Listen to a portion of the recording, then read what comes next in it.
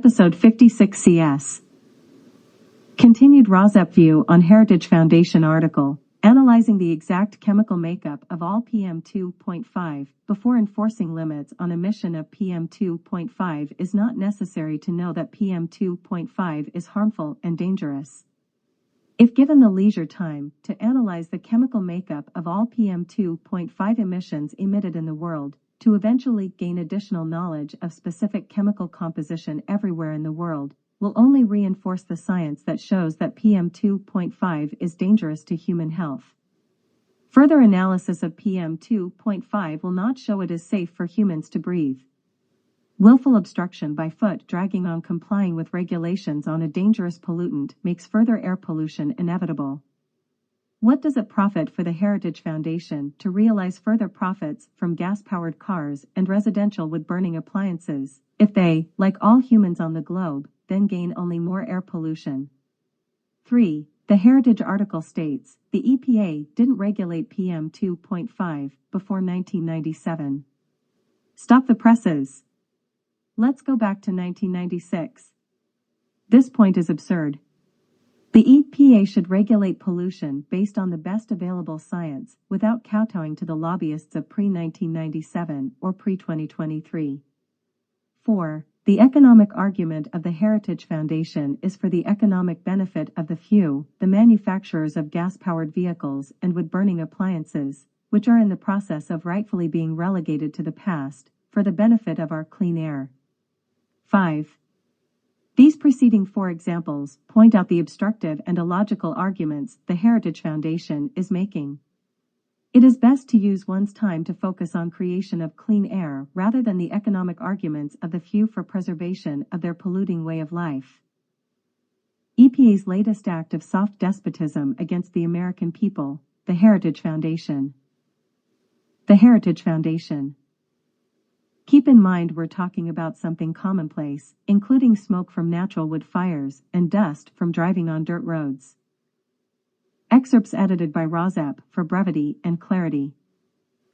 This means regulators would control mundane things like whether you can burn wood in your fireplace without industrial-grade technology to filter the exhaust.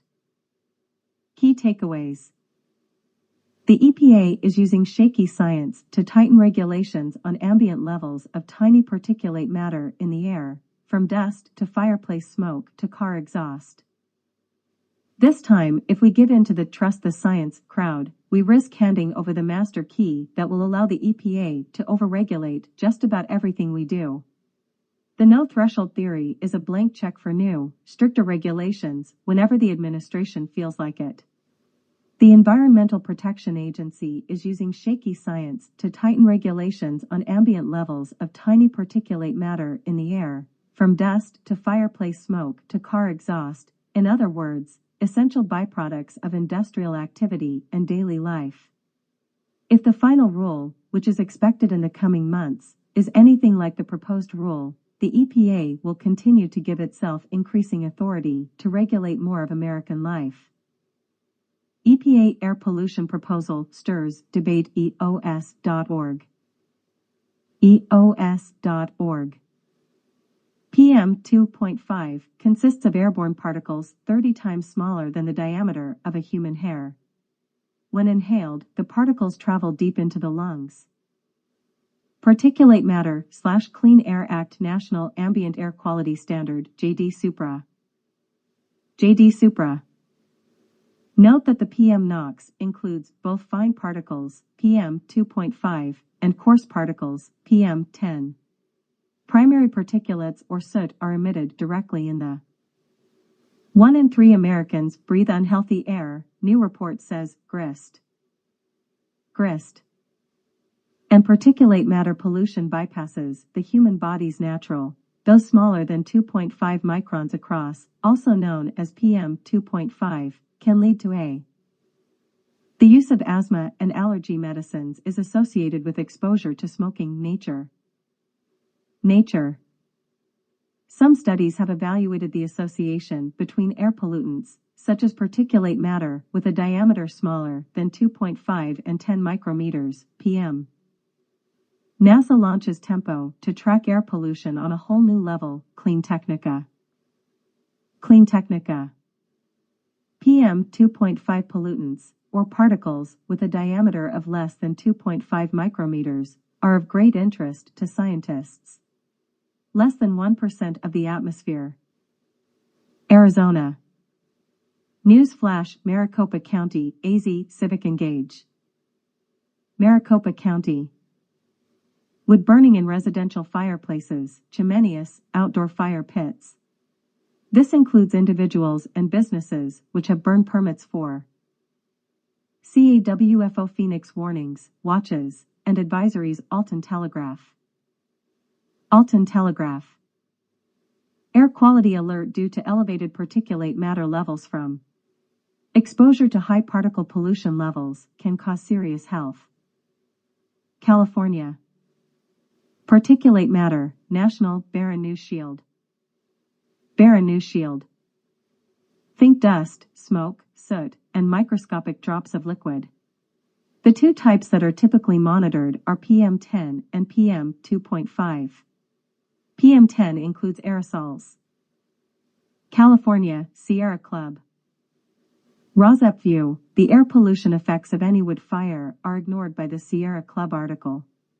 Traditions of wood burning, whether it be controlled burn or residential wood burning, are enshrined again in this article, without attention to the health effects of breathing the PM2.5 generated by any wood fire. Brief lip service to health effects of wood smoke is paid in one sentence at the end of this article. Forest managers have to take care that prescribed burning won't threaten people's houses or choke public places with smoke. The debunked theory of carbon-neutral wood burning is again revived in this article. The research that is exciting to the author of the Sierra Club article concerns in a severe fire, a living tree gets incinerated, and that carbon that was in the tree trunk is now in the atmosphere, said Heems, but that's not what we're measuring. In this article of interest to the Sierra Club, researchers, again, are measuring how long it takes for the CO2 to be replaced, how long before the debunked idea of carbon neutrality is realized, the Sierra Club ignoring the carbon particulates that are created immediately, and CO2 released immediately, when any wood fire occurs. Sierra Club. Some fires are better than others. Sierra Club. Sierra Club is one of the first to look at the carbon opportunity cost of lost photosynthesis, rather than focusing on carbon released from burning wood. For a long time, the Karuk, the Yurok, the Mono, and many other tribes across California challenged the belief long held by forest managers across the state that allowing small, controlled fires in forests increased the risk of runaway wildfires. Scientific research has backed up those tribes, showing that small, managed low-intensity fires reduce the risk of larger, unplanned fires burning out of control. According to research published this month in Proceedings of the National Academy of Sciences, allowing small fires has a climate benefit too. The bigger a forest fire, the longer it takes for that forest to regain its carbon capturing ability. It's a finding with big implications for California's plan to use its forests to reduce the state's carbon emissions and achieve carbon neutrality by 2045. California, Shasta County, Bernie. Rosep View: is there a hopeful trend toward less biomass plants in California? Biomass-generated electricity peaked in 1993, when 66 plants existed in California. Now, 40 years later, there are only 30 biomass plants in California, generating 160 less megawatts of electricity than in 1993, 640 megawatts now versus 800 megawatts in 1993. This article from Bernie in Shasta County, California states that wood burning is clean power. However, this biomass, wood burning, like all wood burning, produces 90% PM2.5 particulates of 2.5 micrometer size, PM2.5, the perfect size to infiltrate the human lung, producing a cascade of human health problems. The PM2.5 air pollution from this new biomass plant is not mentioned in this article. The clean title for the plant apparently comes from the untrue designation of wood burning as carbon neutral.